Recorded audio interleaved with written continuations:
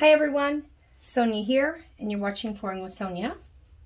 And I saw Ronan Art on Instagram, one of her paintings. She does these incredible ring pours, and she does these incredible cloud pours, or pearl pours actually. And so I was inspired. Oh my gosh, I think I've done one pearl pour. That's it, one. And one cloud pour. That's it, one cloud. So I thought I would try, and it was a long time ago, years ago, y'all, the pearl pour. So I thought I would try because hers are so beautiful. I just thought, I just want to give it a go. So what I've mixed up, I have some Deco Art 24 karat gold, and that's mixed 1-to-1 with the Australian Floetrol. Okay? Then I have mixed up some Liquitex Titanium White, some Crystal Indigo, some Liquitex Ultramarine Blue, and some Liquitex Dioxazine Purple. These are all mixed, 2 parts Floetrol, US Floetrol, to 1 part paint.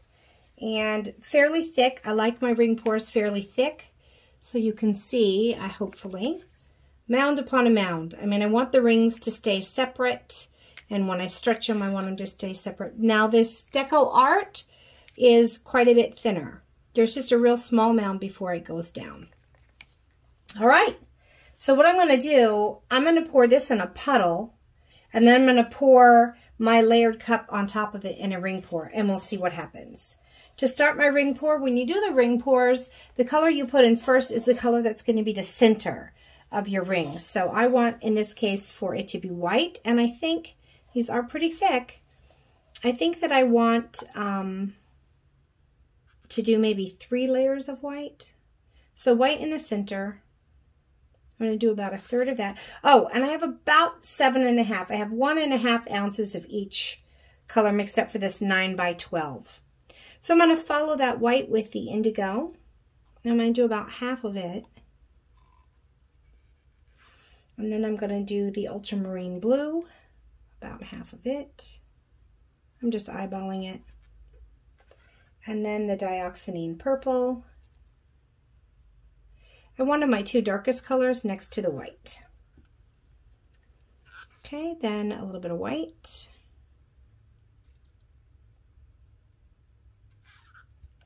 Let's make that white off of there. And then the rest of my indigo.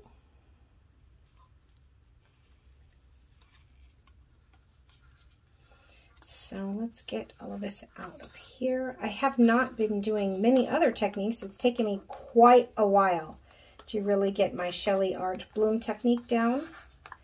For everyone that says fluid art's not art and doesn't require skill, you just don't know what you're talking about, because it's just a different form of art. It's maybe not brushing with brushes, but I make pictures and all kinds of stuff, and then I use the backgrounds for paintings that I paint on top of. But regardless of whether I just leave it or not, gosh, it takes practice, it takes chemistry. It's just a different type of art. So I just would encourage everyone that sometimes gets discouraged by condescending, rude, mean-spirited people that say, oh, that's not art, anyone could do it. Don't even respond.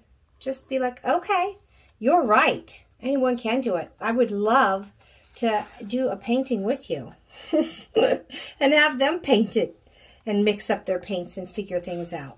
Right? Am I right? But honestly, I do this just for fun and kicks and giggles. And for me, I started paint pouring, I don't know, 2.5 years ago, basically, when my kids moved out of the house. And just as a little hobby. Before that, I mean, I love all things art. So I would do glass fusing. My husband is such a good sport. He'll come with me to do any arts and crafts type class. So we did glass fusing. We did painting with a twist. Which is where you get to sip some wine or beer.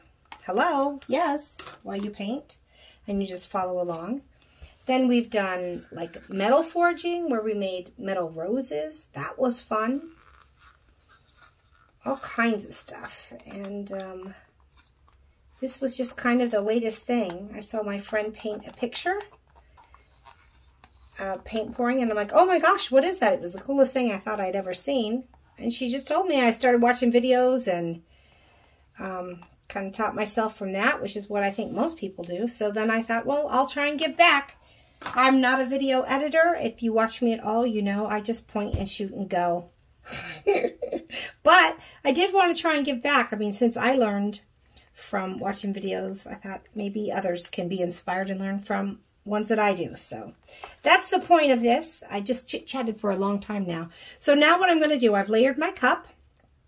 I'm just going to pour this gold down in the middle.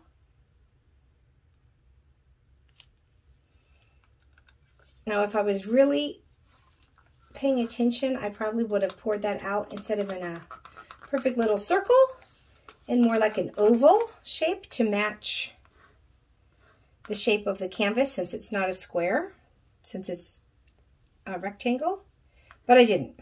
So I'll probably have more of the gold paint go off on the sides here than here because it's got longer to go this way, right? All right, now let's do our ring pour in the middle of that. Let's move that a little bit this way. Guess I could go a little bit down, huh?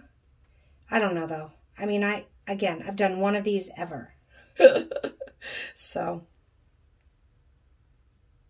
and that's why I thought I'd start with some manageable size. Actually, let me torch that a little because it's got a lot of holes. I mean, a lot of bubbles in it.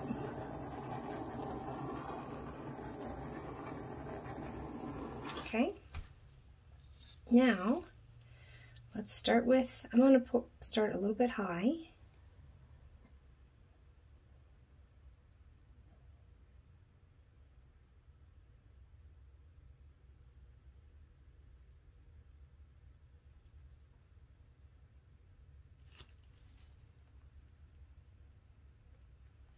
Well, I didn't make a very good ring pour there. I should have had it down closer, I guess, if I didn't want squigglies.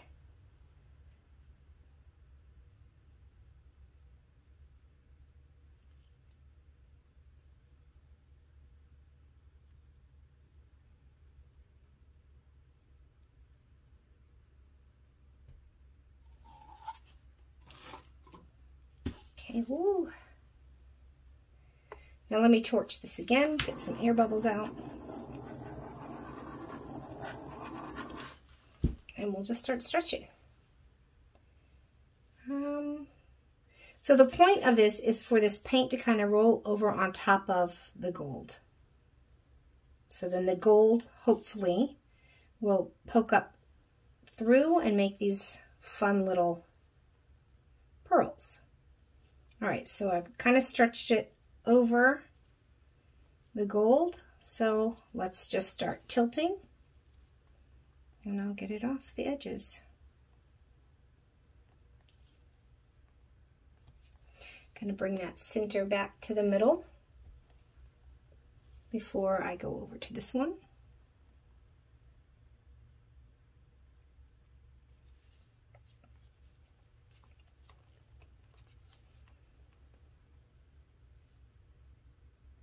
And I'm just going to go straight on over here.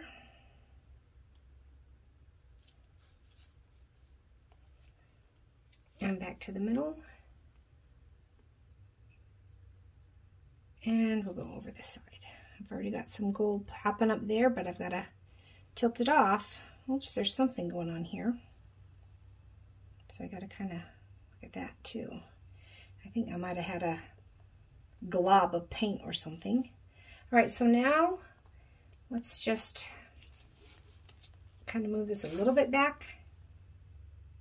You can see some of my pearls coming up. I don't really want to mess with those too much, distorting them, but I want to kind of get that center back in the middle if I can. That's close enough because I'm starting to squish them and I don't want to squish them. So now we are just, oh, I think I'll torch one more time. I wanted kind of a dark colors against this for the gold to come up against. All right. There's no silicone in this. That was just torching for the air bubbles. Now, this is going to take some time for all of these pearls to show up, so I'm going to pause you. They probably will come up most around the edges because it's the stretching that really gets them to come out. This is really wonky here where I didn't have a nice circle, but I don't want to tilt that off because I already had my pearls starting. And it's kind of fun looking now, but... All right, so I'm going to pause you, and we'll come back in about 30 minutes or so, and we'll see how this has developed. Okay? See you soon. Okay, it's been a little over 30 minutes. So those pearls have really expanded. Let's come down and take a look and see how we like it. So, got pretty big, some of these. Let's look at the sides. I'm just wondering how the sides got covered in gold on the short sides versus the long sides. It's fine. Okay, so here's the center. Those are nice tight rings. They kept their shape. This is where I got a little wonky, but that's all right. Actually, I was thinking next time I might string some stuff through or almost use a skewer to mess it up a little bit and even make it maybe a heart shape or something. But here's the pearls. This is what I was experimenting with. I like that I'm glad I put the white in. I was going to do like blue and black, but I thought it would just get too dark. And of course, it's going to dry darker than this anyways. But I figured I would settle on that bright ultramarine blue with the white next to the dioxazine purple and the indigo. The indigo is really dark, and dioxazine purple can dry really dark too. That's why I put the white in between the... I mean, you can see it real clear here. There's the indigo, white, and dioxazine purple. So I wanted to make sure that those got a little bit brightened up, but they stayed pretty clear. So there it is. Those some nice pearls, kind of a fun effect. I like the idea of, I mean, this could be fun with all different color pearls. This could be fun as a background for something that I painted in the middle, maybe like an octopus or something, like if I gold leafed an octopus or a jellyfish, or I don't know, that could be kind of cool. So, so that's probably what I'll end up doing with it, because I think it's kind of a cool effect, the bubbles or whatever coming up. And, or it could be some sky creature, like a bird or something. But I think a turtle or a jellyfish or an octopus would look pretty cool.